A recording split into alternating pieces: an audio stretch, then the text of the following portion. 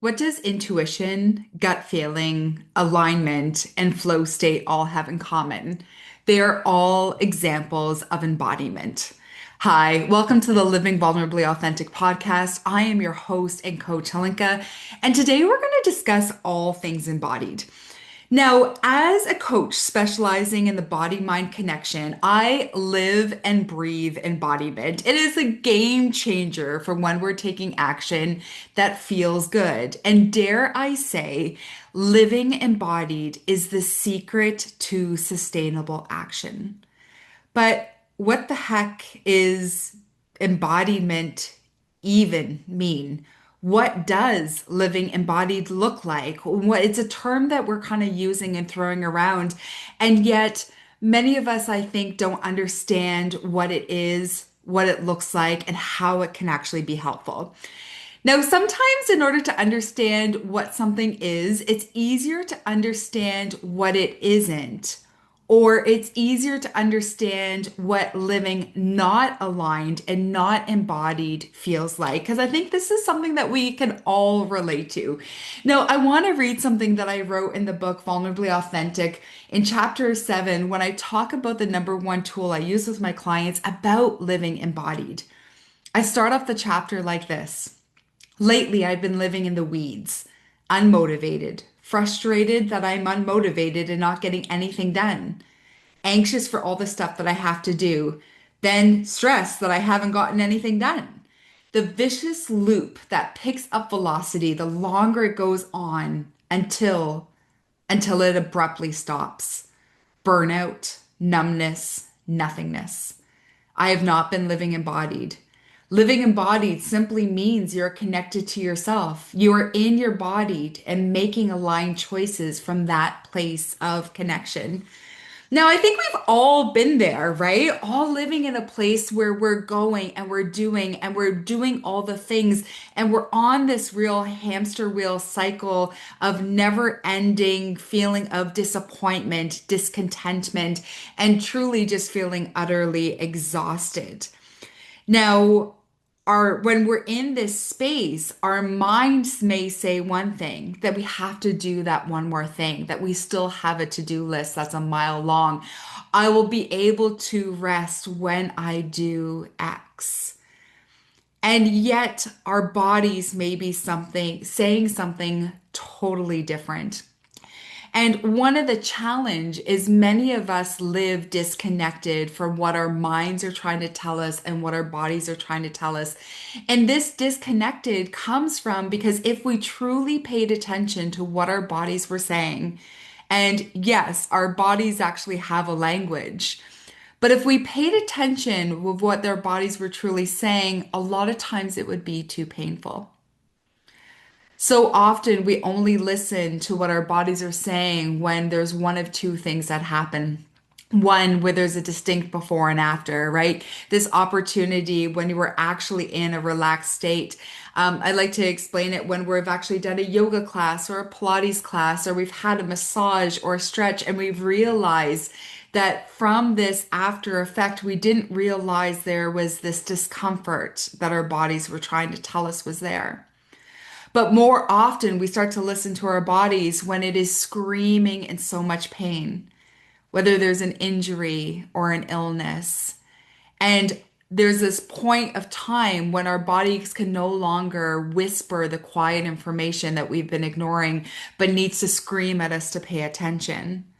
That scream I actually call 2x4 therapy with my clients. And 2x4 therapy with my clients, I like to explain it that we're so not paying attention that the universe needs to whack us over the head with a 2x4 in order to force us to listen, often smacking us with something catastrophic, something that stops us from moving forward, something so big that we no longer can ignore the information that we were trying to receive in the first place. And frankly, the information we were ignoring in the first place. But what if we started to learn the language of our body in a very safe way that allows us connecting our body to our mind so that we can choose a way to tune in and take action that feels good? Now, that practice right there of tuning into our bodies and listening to the language and wisdom of our bodies, and as well as connecting it to the logical side of our brain, that is what living embodied is all about.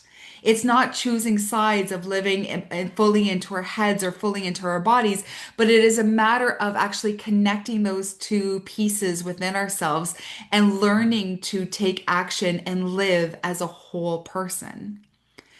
And with the practice of tuning into our bodies and connecting it to our minds, and this practice of embodiment, we get to learn to tap into the wisdom that the body has, the lessons that it's trying to teach us, and it allows us to start to avoid that two by four therapy so that we can actually live in a thriving state. Living body mind and having this element of living embodied is a specific way of living more connected, more present, and more fulfilled in your life in order to achieve your desires. Now, as we start to live embodied, it starts in your body by coming into presence with the wholeness, then connecting to your heart by tapping into purpose. And all of that expands when you engage your brain and get curious to the possibilities. Now, you can have embodiment, but living embodied is the act of coming home to your body. It is physiological, it is emotional, heck, it's even spiritual. And embodiment is the path to what we all seek, which is really alignment, fulfillment, wholeness, and connection. And I want to, and yet this is not woo-woo, right? To be able to live and practice embodiment, sometimes we think that this is sort of this whole spiritual realm that's entirely woo-woo, that doesn't actually have this real connection and groundedness into reality here. And I'm going to share with you that that's not actually the case. And I'm going to actually share that with you by giving you an example that you get to experience right here in this moment. If you have a chance and you are sitting somewhere safe, I invite you to actually close your eyes to be able to experience this. And if you're out for a walk or you're out driving, keep your eyes open, stay safe, but allow yourself still to notice what your body is actually feeling. Notice the sensations that you're experiencing. So take a moment to notice right now, feel your hands, feel your feet. And allow yourself to become really present and aware of your hands and your feet. Maybe taking a moment to actually rub the pads of your fingers together and allow yourself to become really focused on the sensation of your physical body. Now notice in this sort of current state, are you breathing or are you holding your breath? Is your breath open or is it closed? Is it feeling light or is it feeling constricted? And allow yourself just to notice. Now, I want you to bring to your mind a food that you love. The example that I love to use is coffee. And do you enjoy coffee? Now, take a moment to notice. Maybe right away your brain said yes. Okay. And if your brain said yes and you have that sort of sensation there, awesome. Now, why do you love coffee? How do you know that your brain says yes? How does your brain know you actually enjoy the coffee? Well, logically, may you be saying, well, I like the smell of it. I like the taste of it. I like the ritual within the morning. Fantastic. I'm going to invite you to tune into your body. As your brain is saying yes, what's your body doing? Noticing how likely your body is very open, how it's drawing towards something. There may be a lightness in your body, a fluttering excitement. There is this open and lightness as your body is actually screaming, yes, I enjoy coffee. Just notice that. Now, I invite you to bring to your awareness a food that you absolutely despise, a food that you hate. For example, do you enjoy sardines? Maybe right away your brain is screaming at you, no, I do not like sardines. But how do you know you don't like sardines? I don't know, I've never tasted them, but they sound disgusting. Okay. How does your body know that you don't like sardines? Maybe noticing right away that you're actually feeling more closed, that you're feeling contracted, that your chest and your body feels a little bit tight, that your breath is a little bit short and labored, and that you're actually curling in and you're actually taking a step back. There's a physical sensation and change within your body. Notice that. Now go back to that sensation of that food that you love, or if it's coffee, and notice the sensation that you feel as soon as you bring coffee to your mind. How your body instantly shifts, that openness, that lightness, that expansion. Now, right away, go to that food that you despise and that you hate. Is it sardines or is it something else? And feel the tightness in your shoulders, the contraction in your chest, the tightness all over your body, how quickly your breath changes. This is a very, very simple example of what embodiment actually looks and feels like. As simple as this really embodied, expansive yes as we start to move and walk towards something versus this very tight, restricted, and constricted embodied no. Our body is always telling us this language, but the challenge is we're disconnected and we have forgotten the language and we have turned off the information, allowing us to sever ourselves because, again, without the proper language, without the proper system in place, often it's too painful. So I invite you, as we want to start to trust and live more intuitively, we want to try to trust that gut feeling. We want to live in this flow state that comes from living in alignment. It starts from starting to trust that embodied yes and that embodied no. And it's a practice that we start to have within time. And one way to be able to practice really safely and easy is start with one meal a day. Listen to your body is what is it that I actually want to eat?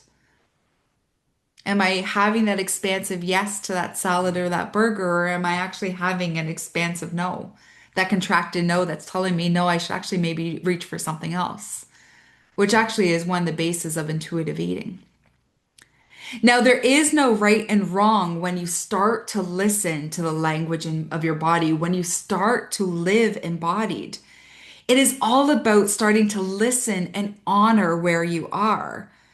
And from there, you learn what you need. And from there, we take action. And this is why embodiment is the second step of my coaching process. Number one, we take ownership of where we are. Number two, we learn this beautiful tool of embodiment. So we're always honoring and taking a place, as taking action from a place that feels good. And number three is that action as we take that step forward. And there is this beautiful sensation that when we start taking action from that embodied yes, from that language of our body, it is the secret to sustainable action. It is the secret to living more aligned so that you're achieving what you want. You're living your dream life that in a way that feels good without the hustle.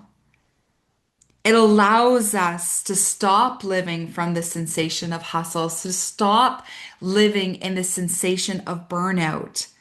And it allows us to start taking that action that's sustainable, that feels good always. Thank you for listening to the Living Vulnerably Authentic podcast. I am your host and coach, Halinka, and I truly believe that in order to find your purpose, it's a matter of being vulnerably authentic. And being vulnerably authentic allows you to live an aligned life. Until next time.